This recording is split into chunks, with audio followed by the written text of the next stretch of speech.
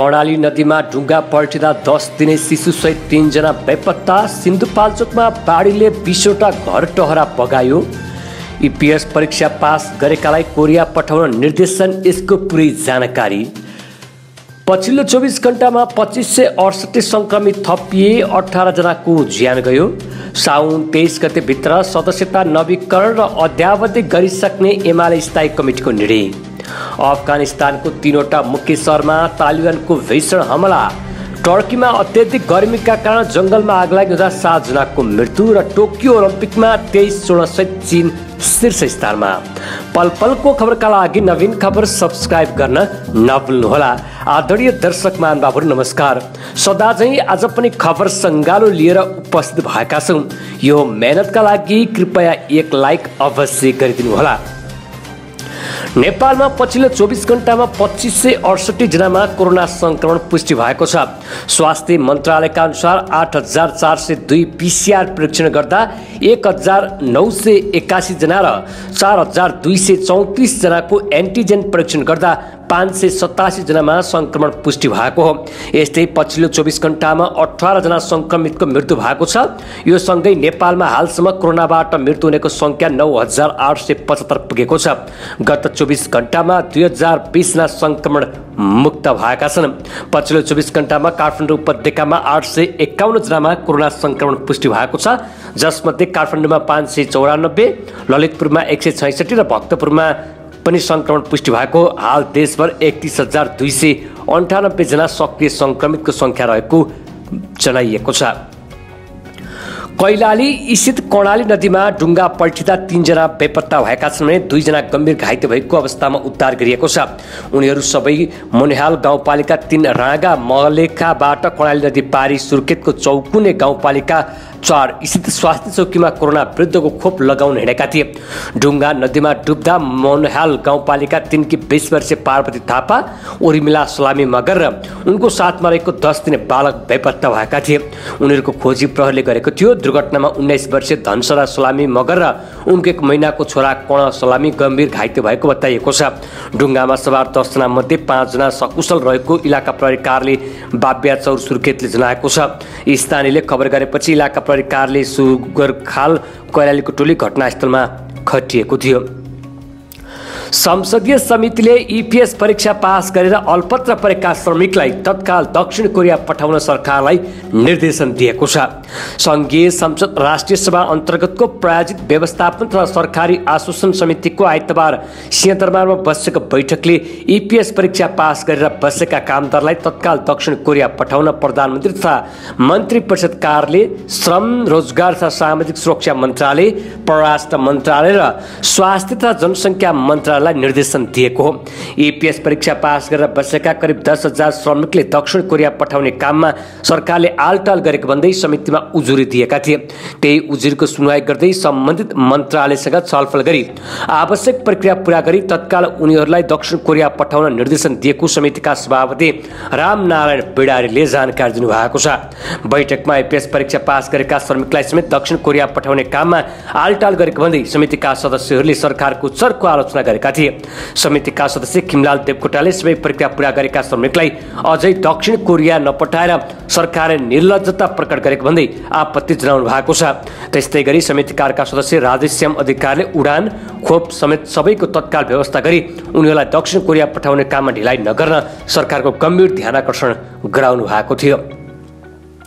शनिबार रातिदेखि आएको बाढीले हिलम्बु गाउँपालिका र मेलम्ची नगरपालिकाका 20 घर टहरा बगाएको छ। पक्की घर, कच्ची गरी 20 वटा घर टहरा बगाएको जिल्ला प्रहरी कार्यालय सिन्धुपाल्चोकका प्रहरी उपरीक्षक राजन अधिकारीले जानकारी दिनुभएको छ। उहाँका अनुसार असार 1 गते आएको भीषण बाढीले लेदो भरिएका घरहरू गए रातिको बाढीले बगाएको हो। त्यस्तै बाढीले चनौटेको रातो पुल बगाएको छ। स्थानीय हस्त पण्डितले दिनुभएको जानकारी अनुसार 7:45 बजे पुल बगाएको हो। मेलम्ची 7 र 8 5 पोखरी 1 र 2 हेलम्बुका धेरैवटा जोड्ने एकमात्र विकल्पको रूपमा रहेको उक्त पुल बगाएसँगै अब रातो पुल मार्फत हुने गरेका सवारी आवजत बन्द भएका छन्। त्यस्तै गरी ग्यालङथुम रहेको एउटा झुलुङ्गे पुल बाढीले बगाएको छ भने बाढीले धार परिवर्तन गरेर तालमाराङ प्रहरी चौकीको भान्सामा पनि बगाएको छ। अब मेलम्ची बजारदेखि माथि कुनै पनि पुल बाँकी नरहेको हेलम्बु गाउँपालिकाका अध्यक्ष निमा ग्याल्जेल शेर्पाले जानकारी दिनुभएको छ। नेकपा एमाले साउन 23 गतेभित्र पार्टी सदस्यताको नवीकरण र अद्यावधिक गरिसक्ने निर्णय गरेको छ। आइतबार तुलसीलाल स्मृति प्रतिष्ठानको भवनमा बसेको नेकपा एमालेको स्थायी कमिटी बैठकले पार्टी सदस्यताको नवीकरण र अद्यावधिक गर्ने समय सीमा साउन 23 गतेसम्मलाई तोकेको महासचिव ईश्वर पोखरेलले बताउनु भएको छ। पोखरेलले स्थायी कमिटीको बैठक जारी भएको बताउनु भएको छ। भोलि पनि बैठक बस्नेछ। आज हामीले पार्टी सदस्यतालाई नवीकरण गर्ने र अद्यावधिक गर्ने समय सीमा तय गरेर निर्णय गरेका छौँ। पहिले नै निर्देशन दिइसकेको हो। अब साउन 23 गतेभित्र सबै ठाउँका पार्टी कमिटीहरूले खास गरी जिल्ला पार्टी कमिटीले प्रदेश पार्टी कमिटीको तर्फबाट सदस्यता नवीकरण र अद्यावधिक गर्ने कुरा केन्द्रमा पठाइसक्नुपर्छ। यो किन गर्नु परेको हो भने भदौ 27 र 28 गते हामी विधान महाधिवेशन गर्दैछौँ। विधान महाधिवेशनका लागि सदस्यता नवीकरण अद्यावधिक गर्ने कुरा टुङ्ग्याइसक्नु पर्ने भएकाले निर्णय गरेको बताउनु भएको छ। महासचिव पोखरेलले असोज 3 गते वडा तहको अधिवेशन गरेर असोज 9 गते पालिका स्तरको अधिवेशन गर्ने पनि बताउनु भएको छ। विधान अधिवेशनको सम्बन्धमा थप निर्णय गर्नका लागि केन्द्रीय कमिटीको बैठक साउन 24 गते बोलाइएको छ। एमाले स्थायी कमिटी बैठक सोमबार पनि बस्ने महासचिव पोखरेलले जानकारी दिनुभएको छ। यता माधव पक्षका नेताहरू भने उक्त बैठकमा सहभागी भएका छन्। पछिल्लो समय नेकपा एमाले भित्र माधव पक्ष र केपी शर्मा ओली पक्ष बीचको जुहारी चलिरहेको छ। आदरणीय दर्शक महानुभावहरू, यस विषयमा तपाईँको प्रतिक्रिया के छ? कृपया कमेन्ट बक्समा कमेन्ट गर्न भने नभुल्नुहोला। राष्ट्रपति विद्यादेवी भण्डारीले बलाधिकृत रथी प्रभुराम शर्मालाई कायम मुकायम प्रधान सेनापति नियुक्त गर्नु भएको छ। सैनिक ऐन 2063 को दफा 8 को उपदफा 3 अनुसार नेपाल सरकार मन्त्री परिषदको सिफारिसमा राष्ट्रपति भण्डारीले बलाधिकृत रथी शर्मालाई कायम मुकायम प्रधान सेनापति नियुक्त गर्नु भएको हो। राष्ट्रपतिको कार्यालयका प्रवक्ता जगन्नाथ पण्डितले विज्ञप्ति जारी गर्दै उहाँलाई नियुक्त गरिएको जनाउनु भएको छ।